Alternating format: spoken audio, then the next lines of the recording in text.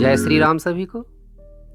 देखिए, ज़्यादातर यही कहते हुए सुना है कि जब भी जीवन में शनि की साढ़े साती आती है सब कुछ बर्बाद कर देती है, क्योंकि शनि पाप ग्रह है और सब कुछ नष्ट कर देने वाला ग्रह है। जबकि शनि एक न्याय का ग्रह है, कर्म का फल देने वाला ग्रह है। यह कर्म का फल देने में किसी के साथ कोई भेदभाव नहीं करता है कि कोई छोटा है, बड़ा है, स्त्री है या पुरुष है। उसके जैसे कर्म है उसी के अनुसार ये फल देते हैं।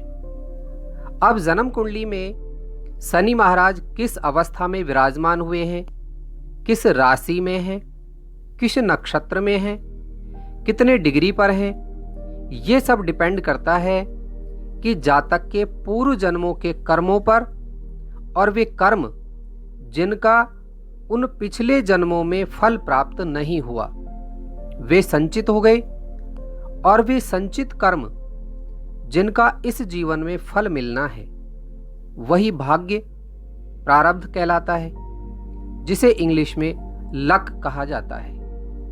और उन संचित कर्मों का फल भोगना अवश्यंभावी है। श्रीमद् भगवत गीता में श्री कृष्ण भगवान ने कहा है कि मनुष्य का सिर्फ कर्म पर अधिकार है, फल पर नहीं है, क्योंकि जैसा प्रारब्ध होगा वैसा मनुष्य को उसका फल मिलेगा। तो शनि महाराज प्रारब्ध के हिसाब से ही जन्म कुंडली में बैठते हैं और उसके अनुसार ही फल प्रदान करते हैं।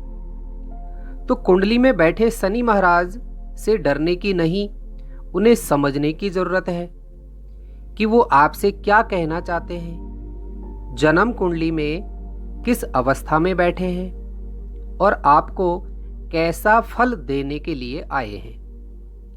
तो जब भी शनि की साढ़े साती या ढैया आती है तो यह शनि महाराज का कर्मों के फल प्रदान करने का विशेष समय होता है। उस समय के अंदर मनुष्य के जैसे कर्म होते हैं उनके अनुसार शनि महाराज उस व्यक्ति को फल देते हैं, क्योंकि शनि महाराज फल को प्रदान करने वाले, कर्मों का फल देने वाले हैं।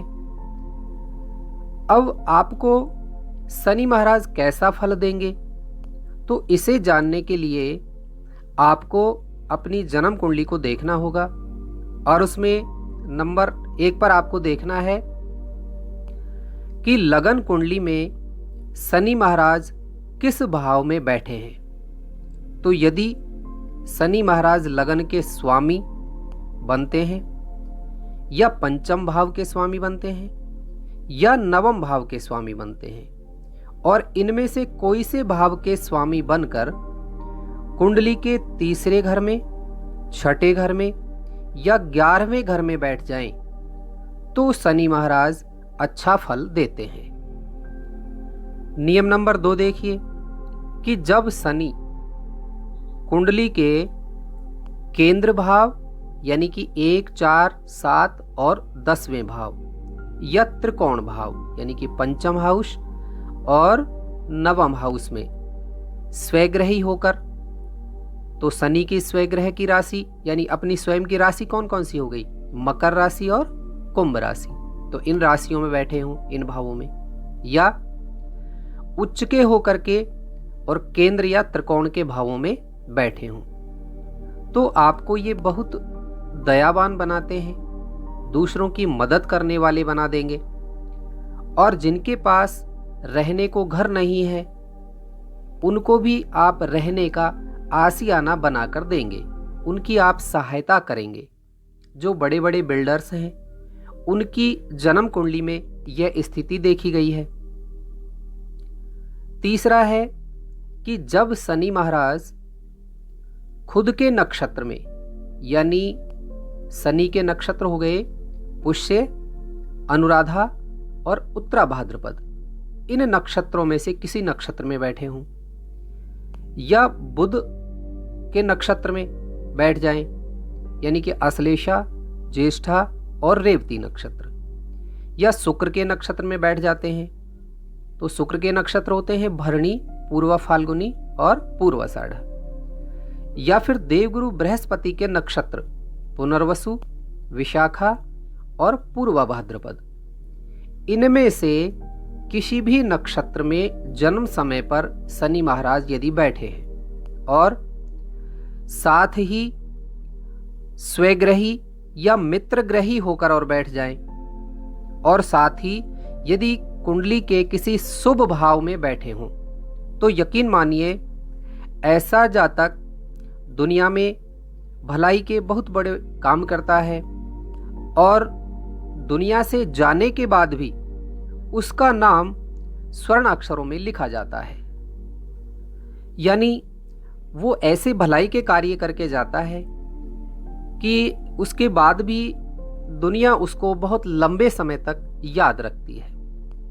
जब भी ऐसे जातक के शनि की 7.5 या ढैया आती है, तो वह उसके जीवन को बिगाड़ने नहीं बल्कि बनाने आती है। ये सिर्फ सही कर्म करने को कहते हैं, यानी व्यक्ति अपने धर्म पर स्थित रहकर अच्छे कर्म करे, मेहनत करे, साथ ही व्यक्ति शनि को नाराज ना करे, तो शनि उसे जीवन के सभी सुखों को उपलब्ध करवाते हैं। वह जो चाहता है उसे दुनिया का वह सब सुख मिलता है।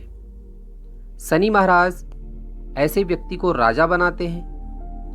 अभी मैंने कहा था कि शनि को नाराज ना करें, तो इसका तात्पर्य है कि जिन कर्मों से शनि महाराज रुष्ट होते हैं, नाराज होते हैं, तो ऐसे कार्य व्यक्ति को नहीं करने चाहिए। तो उन कार्यों में कौन कौन से कार्य होते हैं कि जैसे किसी के साथ छल कपट करना, पर स्त्री को हमेशा माँ, बहन और बेटी की दृष्टि से ही देखना चाहिए और किसी के साथ छल कपट नहीं करना चाहिए, और नॉनवेज और मदिरा पान का सेवन नहीं करना चाहिए।